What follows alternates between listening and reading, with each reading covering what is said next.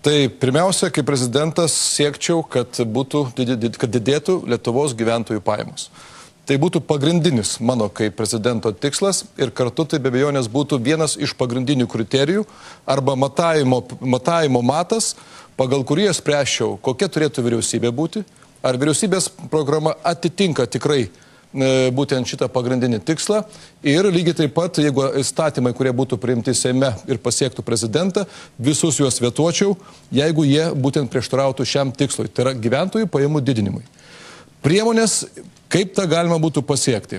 Pirmiausia, jau ką galėčiau paminėti ir ką naudojasi Vilniaus miesto savivaldybė jau pastarosius 2 metus, valstybė turi atsisakyti pirkti darbus arba paslaugas iš įmonių, kurios moka minimalų atlyginimą savo darbuotojams.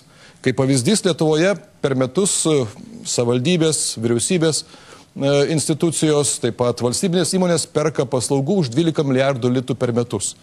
Ir šiuo atveju valstybė turi pirmoje atsakyti eksploatuoti dirbantį žmogų ir pirkti tik tai tas paslaugas, kada įmonės moka darbuotojams atlyginimą ne mažesnį negu statistikos departamento vidurkius už praeitą laikotarpį. Kitas labai svarbus dalykas - Lietuvos energetika. Šiandien mes matome, kad energetikos projektai dažnai tarnauja tiems, kurie juos daro, o ne Lietuvos žmonėms. Taigi vėlgi, kalbant apie tai, kad mes turime didinti Lietuvos gyventojų pajamas, energetikos projektai turi tarnauti Lietuvos žmonėms. Trečia tema labai svarbi, kalbant apie skurdą, tai yra švietimo kokybė. Ir šiandien galime drąsiai sakyti, kad ilgalaikės pasiekmes skurdo susiformavo dėl gana prastos, nekokybiško švietimo sistemos, kuri neduoda pagrindų žmogui įgyti profesiją ir taip pat sėkmingai kurti savo gyvenimą.